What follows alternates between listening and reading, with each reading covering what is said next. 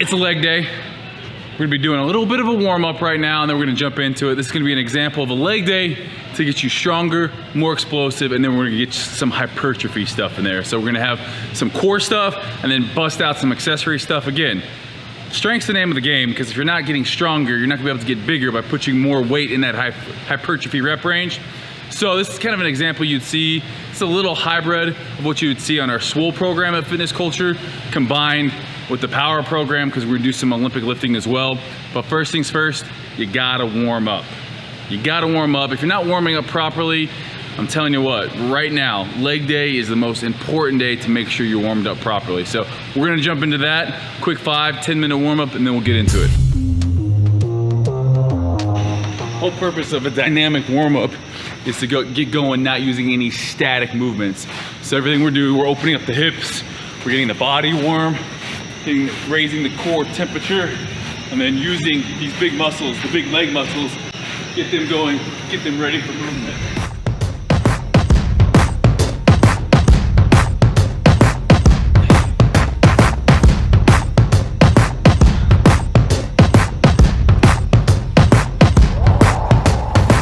Also, stretching like this.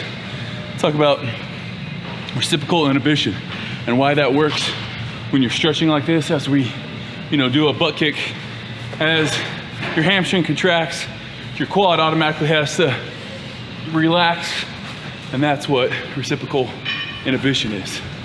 It's Jake's favorite stretch right here. It's almost like a warrior two in yoga. It's a dancer pose in yoga. Oh, okay. It's a dancer pose. Welcome to the video. This one's gonna be a little bit different. It's a leg day. We're really training some explosive movements, active warm up here, and then also just kind of doing some prehab work here, warming up our core, getting the hip flexors warm. This is an exercise that I have not done a whole lot of, but we did 2 rounds of it. And then we have the toe touch, keeping your legs straight, then bending down, keeping your knees wide, bringing your arms up overhead. And this is really just to see where you have some postural imbalances, where you're tight. For me, my shoulders are a little bit tight, my traps are a little bit tight. So I know, hey, spend some extra time foam rolling there. Next up, we have our bulldog complex. So this is to get the hips warmed up. This is to get that mobility in the hips. So we do out to the side, then we do kickbacks, and then we actually just reverse it all. All of this stuff is in the Fitness Culture app. We do about 10 minutes of dynamic stretching before a power leg workout like we're gonna do today. So we have a Cossack squat here. Biggest thing is to stay low as you go from one side to the next, keeping that knee over the toe. All right, now we're moving into the actual workout part, starting off with snatch. And this is really just to get that CNS going. Also, snatch, technical lift. I think it's one of probably the best all-around lifts. It's lower back, posterior chain, it's shoulders. It teaches you to be explosive. So if you're an athlete, or if you want to become a better athlete, this is a great exercise to do that, but it's technical. So you need to pay attention, and you need to probably have somebody who knows what they're doing. Jake is obviously a great snatcher. Is that a word? Can I say snatcher? Jake has great snatch technique. He was a CrossFitter, an Olympic lifter. I am USA weightlifting certified, and you can see that, getting triple extension, so getting extension in the ankles, knees, and hips. I don't do as well of that, and I start moving the bar up before I'm actually all the way extended. Jake does a great job of extending and then getting his head through. But this is a great way to warm up. Gets that CNS going before we jump into our expanded speed squat. So this is a plyometric type exercise. This is a power movement. So we have a resistance with the bands and then the weight. And the idea is to really not only jump up, but then you have to decelerate and you have to catch yourself and stop yourself and then jump again. So this one is definitely one that, again, we're focusing on power. We're focusing on being explosive here. And we only do 3 reps. From there, we have box squats. Box squats are a great way if you're coming back to squatting after being injured. My lower back had been bothering me. So box squats, we stopped just before we hit 90 degrees. We had a warm-up set. Well, this is actually our set of 12. We go 12, 10, 8, 6, 4 on these. And again, the biggest thing with this, go down to your butt, hits that pad, lets you know that you're there, and then you're right back out. So it gives you that sense of security. You're not going super deep in the hole. Biggest thing, you want to force those knees out while you're squatting. You don't want to let those knees start caving in, especially as it gets heavy. This is our heavy set here, going down, working, pushing through, and then we have a banded TKE.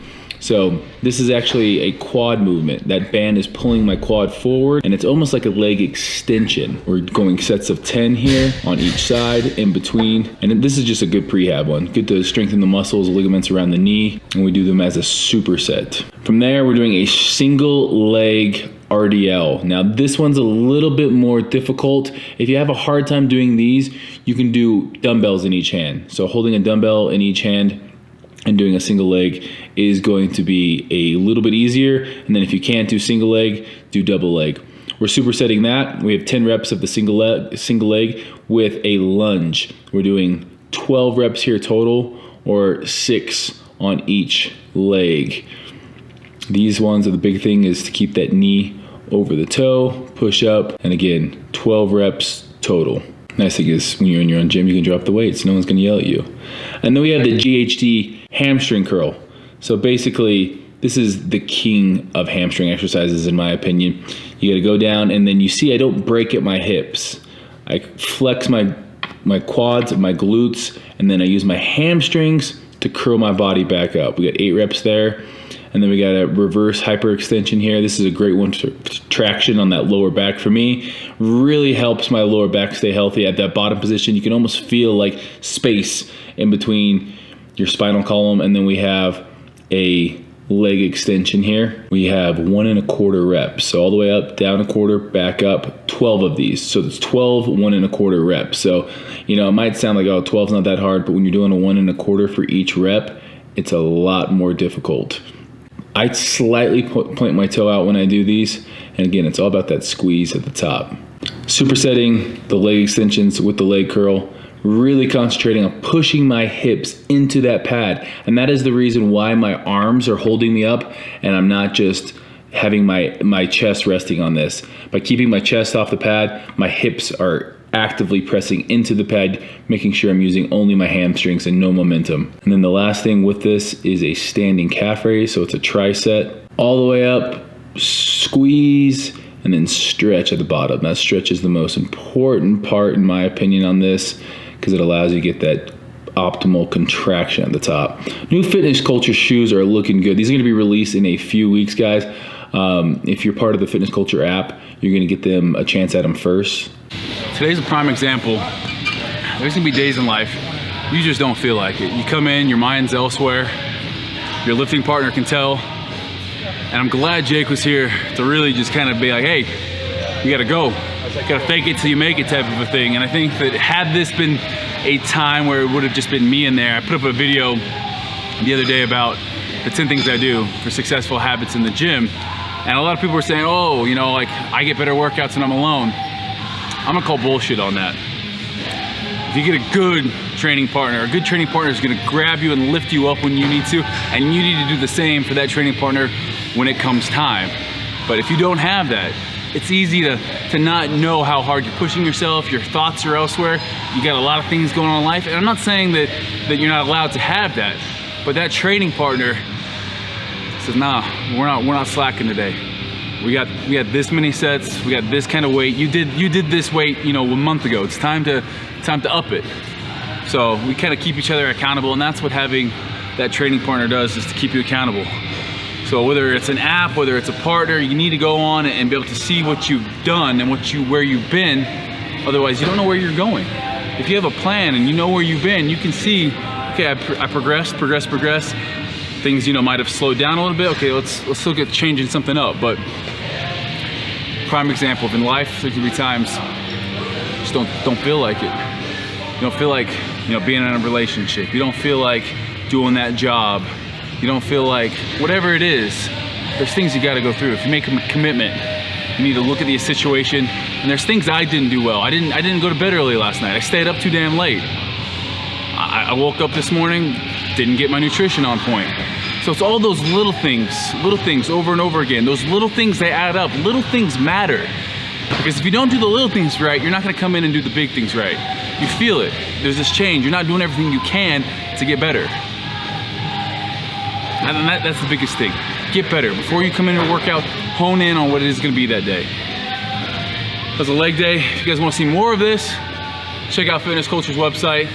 Also, obviously, I got tons of videos on my channel. Make sure you guys like and subscribe if you haven't. I'm gonna go get a little shake.